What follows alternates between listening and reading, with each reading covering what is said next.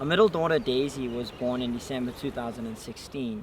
We named her Daisy after the flower that is the first of all God's creation, to open to the light and close to the darkness. This was our thought and our prayer for her and her life. She was about 2 weeks old, and my wife called me while I was at work, and she said that Daisy's right arm wasn't moving. At first I didn't really think anything of it, but she was quite disturbed. Yeah, I was pretty worried because in the middle of the night I had woken up with Daisy, and I noticed when her reflex was to put both arms up when she was startled, she only moved one arm. And I noticed this happening a couple of times and became more and more worried about it.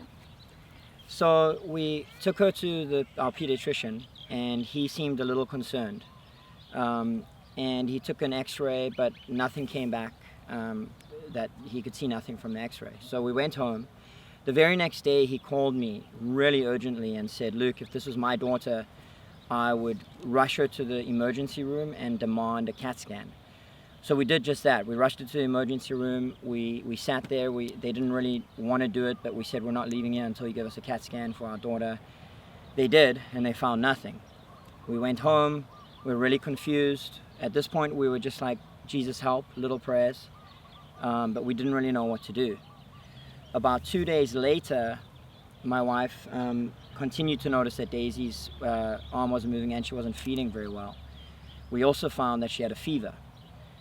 We rushed her into the hospital. The emergency doctor on duty did a spinal tap, which was quite hard for us to see and accept. But he did a spinal tap, and he saw that her white blood count was pretty high, but not high enough for meningitis. In humility, he said to us, "I actually don't know what's going on here. I'd suggest that you guys get medevac to Oahu, because she's a 2-week-old with a fever and I have no idea what's going on." So we got medevaced. 2 hours later, a team came in, took Daisy and my wife on the helicopter. I put her in there, and I prayed for them and said goodbye. I got on my dirt bike, I rode, and all I remember is crying. I could hardly see through my visor, and just screaming and asking God to touch her. And I just felt like I had nothing. I went home that night. I didn't sleep. It was probably the first night in my whole life I never slept. And I got on the plane the next morning and got to Oahu to meet them. When I got there, the doctors said that they kind of had the same confusion. They didn't know what was going on. They took more tests and cultures, and they said hopefully in 3 days we'd know something. At this point, I did kind of what I always do with my relationship with God. I kind of dug in, and I started reading and looking at all different types of prayers for healing. And the harder I dug, the more exhausted I became. And I just kind of got to a point where I was just like, God, I can't do anything here. There's nothing I can do for Daisy. And I feel like there's nothing I can do to twist your hand. It's either going to happen or not. But I remember feeling that the object of my prayers were ultimately for the goodness of God. And I remember feeling not angry at God or not bitter, only feeling that God was good and that He was for me and with me. And it was in that I settled. And during that, I felt like God gave me the word shalom, which, as I come to find out, means wholeness. And all I could do was walk into the hospital room, look at Daisy and my wife, and just pronounce shalom, the shalom of Jesus, the peace of Jesus, the wholeness of Jesus. And that's all I did for the next 3 days. And on the other end, I was with Daisy in the hospital this whole time, and I remember myself just kind of like shutting down. I worried about feeding her and holding her, and basically I came to this place of I have nothing else. Like I didn't feel like I had faith. I didn't feel like I had hope. I really didn't feel like I had anything to offer to God. I just felt like all I could do is hold and feed my daughter. And I remember Luke coming in one day, and as he just went right up to Daisy's bed and he said shalom, and he spoke the name of Jesus.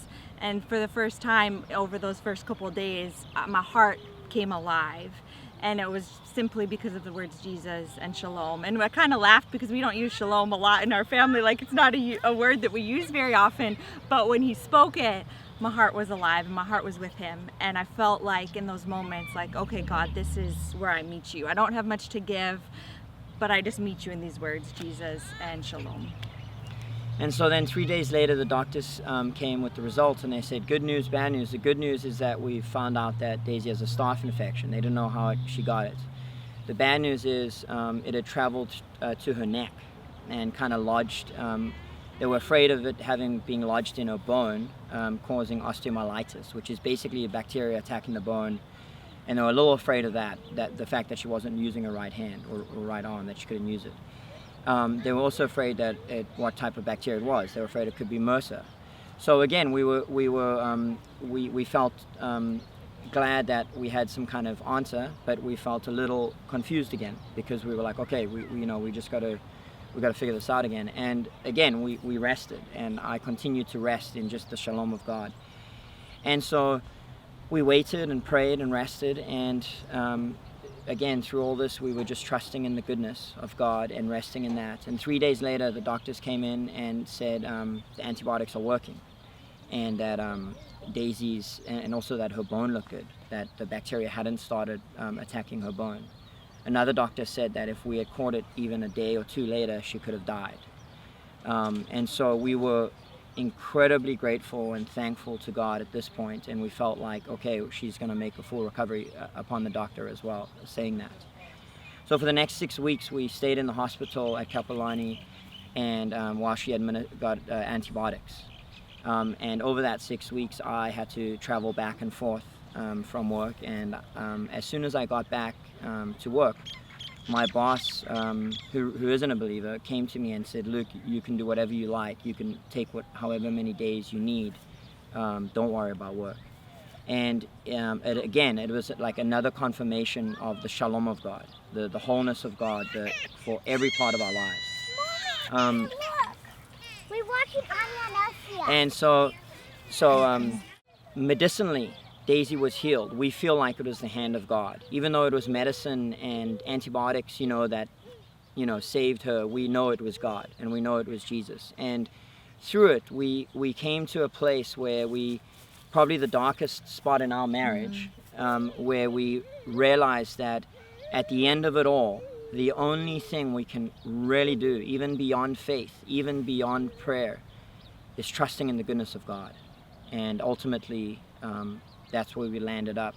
And every day we watch Daisy and we see that she is a testament of opening to the light and closing to the darkness.